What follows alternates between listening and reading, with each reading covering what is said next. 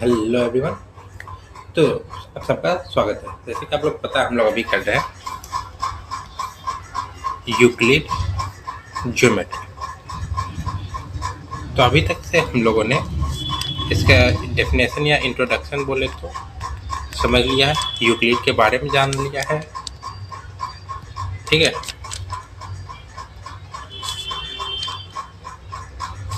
फिर हमने last class में इसके पोस्टुलेट्स के बारे में देख लिया था। 5 पोस्टुलेट थे। ठीक है। एक था 2 पॉइंट के बीच में अगर लाइन खींचा जाए तो वो लाइन हमेशा स्ट्रेट होगा। किसी भी लाइन को इन्फिनाइट तक मतलब एक्सटेंड कर सकते हैं दोनों साइड। तीसरा था कोई भी एक को सेंटर मान लें, कोई भी एक पॉइंट को, और किसी भी लाइन को अगर हम लोग रेडियस मान के एक सर्कल बना सकते हैं। चौथा था कि कोई भी राइट एंगल हमेशा 90 डिग्री होगा। पांचवा था कि दो लाइन अगर मतलब दो स्ट्रेट लाइन है और कोई तीसरा उसको इंटरसेक्ट कर रहा है तो जो इनर एंगल होगा वो लेस देन 180 डिग्री होगा। कंडीशन ये था कि ये दोनों आगे जाके मिले। तो अब हम आज क्या देखेंगे? आज हम देखेंगे एक्सियम के बारे में। ठीक है। और कुछ इम्पोर्टेंट क्वेश्चन करेंगे जिससे आज हमारा ये भी कंप्लीट हो जाए। तो चलिए शुरू करते हैं। मैं अंकित आप सबका स्वागत करता हूँ हमारे चैनल स्टडी विद अंकित में। तो एक्सियम हमारा आज का हेडिंग होगा Euclid geometry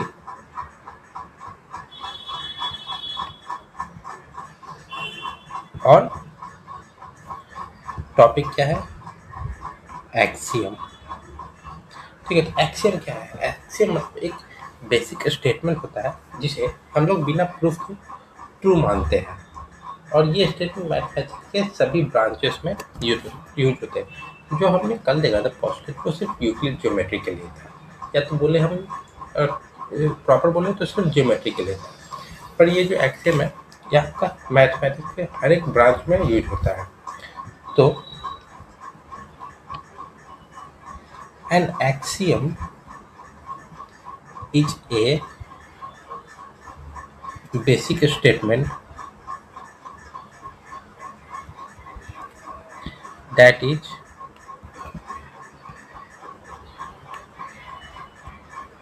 assumed to be true without proof.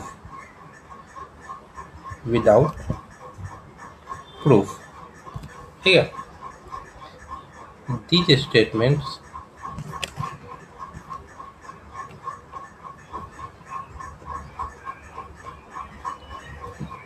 are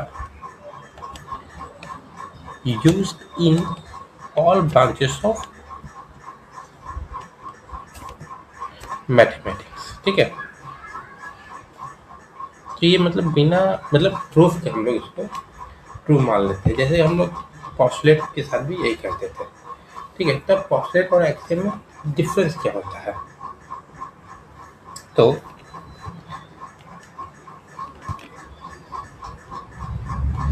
axiom postulate तो दोनों के बीच में डिफरेंस देखते हैं।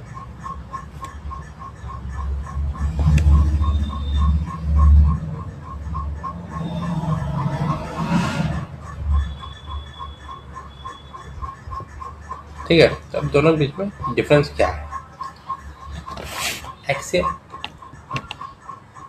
Use in all branches of mathematics.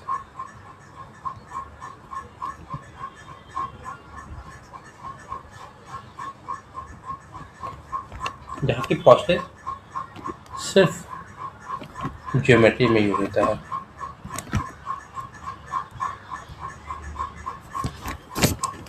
ठीक है। तो एक्सियम एक जनरल स्टेटमेंट हो गया, जो कि हम आगे देखेंगे कि क्या स्टेटमेंट है। ठीक है। और पोस्टुलेट में वो मतलब स्पेसिफिक ज्योमेट्री के रूल के अकॉर्डिंग वो चलता है। मतलब geometry specific rule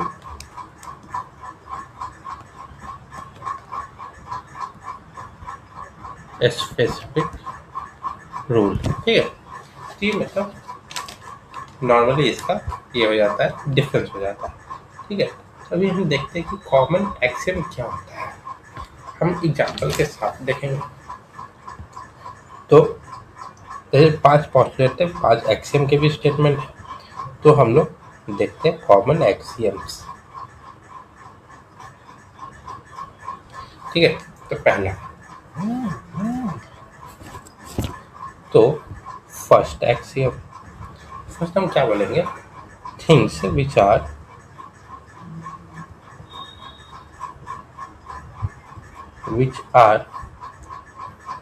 equal to the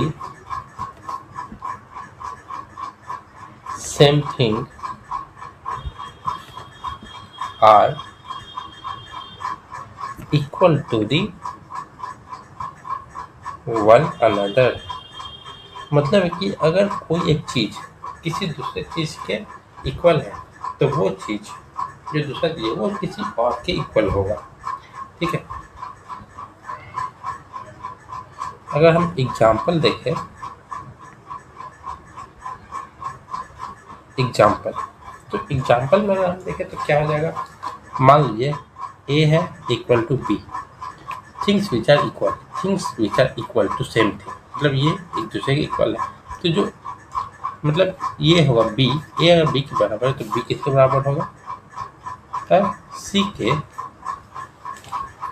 ठीक है, तो ए किसके बराबर हो जाएगा, therefore A is equal to C, मतलब things which are equal to the same thing, A अगर बी के इक्वल है, बी अगर सी के इक्वल है, क्योंकि अब इसमें सेम थिंग क्या है, सेम थिंग ये है, ये सेम थिंग है, इसके इक्वल ये है और ये है, तो things are equal to the another thing, तो जो थिंग्स है ये वो इक्वल हो जाएगा अनदर अपने आप के।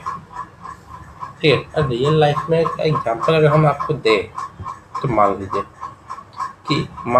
कि Ram height is equal to Shyam's height.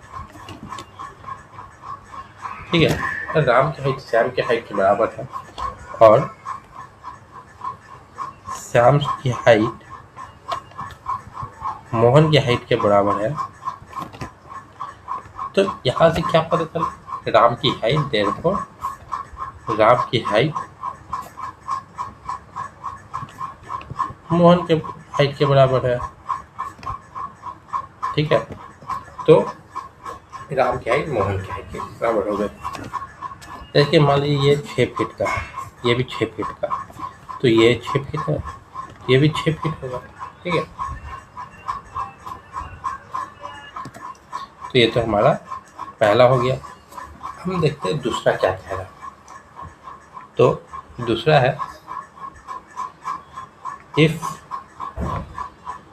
Equals are added to equals the whole are equal।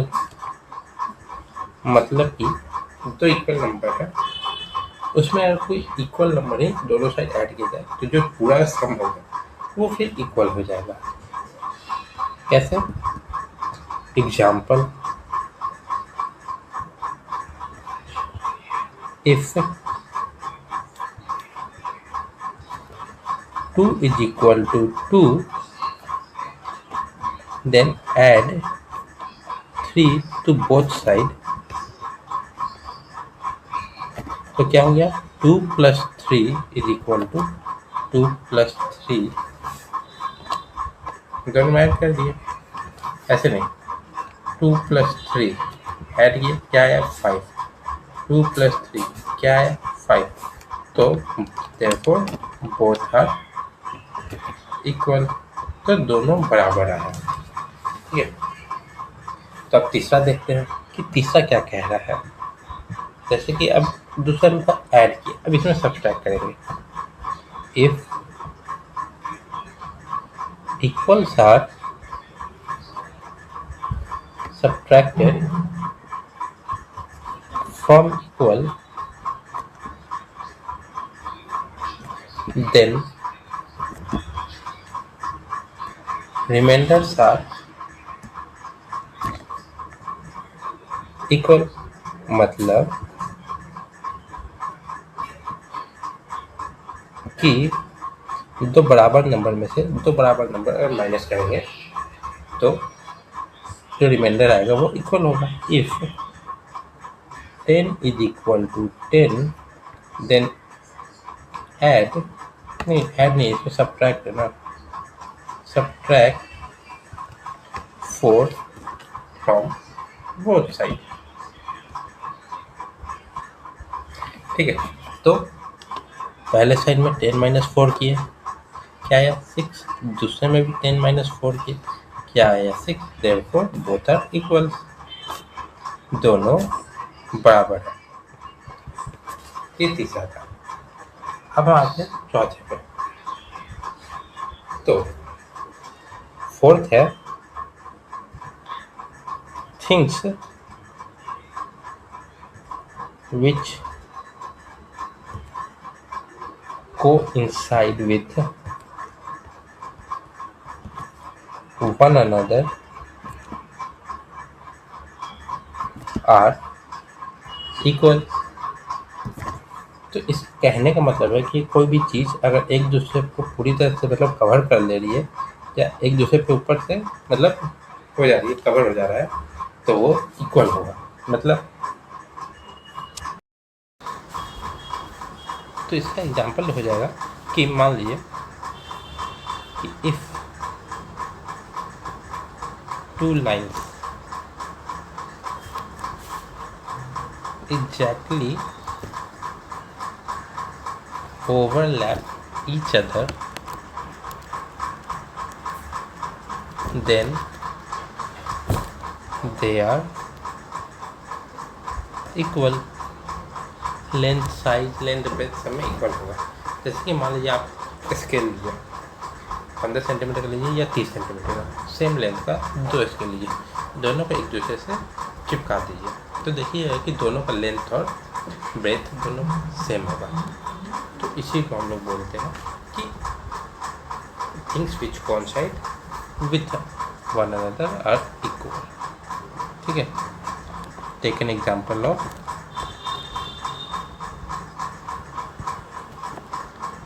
Same length scale. ठीक है,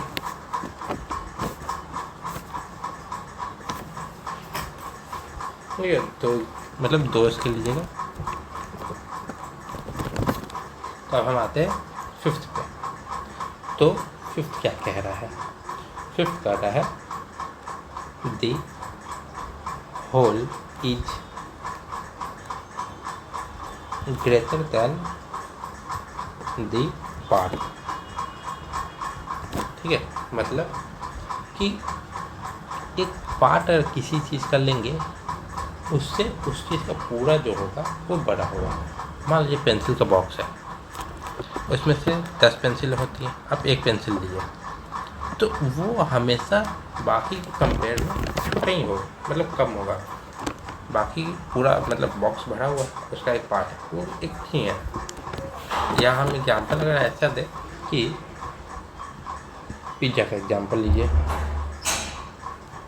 एग्जाम्पल पिज़्ज़ा का, तो whole pizza is always greater than slice of pizza. या नंबर है मान लीजिए 10, कि किससे बड़ा है 5 से, मतलब 10 का फैक्टर होगा 5 और 2, तो 10 का पार्ट ये दोनों, ये 10 अपने पार्ट से बड़ा है।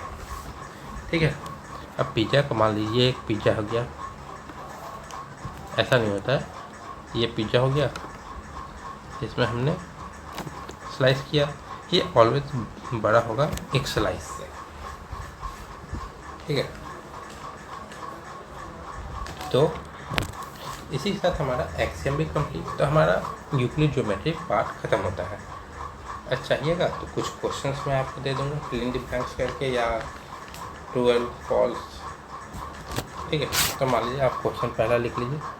Question 1, fill in the blanks type का things which are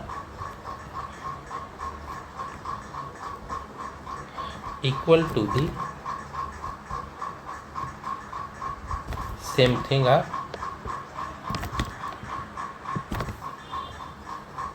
equal to fill in the blank है, ये आपको फिल करना है। ठीक है, अब क्वेश्चन 2 पे आते हैं। इज दिस एन एक्सियम और पोस्टुलेट। अब आपको बताना है, मैं एक स्टेटमेंट लिखूंगा तो आपको उससे बताना है कि वो क्या है।